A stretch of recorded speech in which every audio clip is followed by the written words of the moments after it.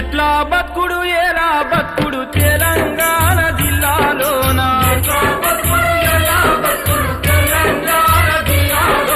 లాఠీ తూటల రాజ్యమాయ తెలంగాణ పల్లెలోన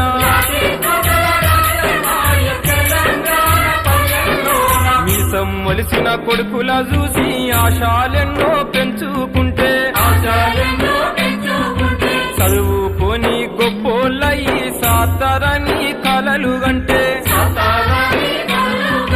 కన్నందుకు కంటి పాపల కాటికైనా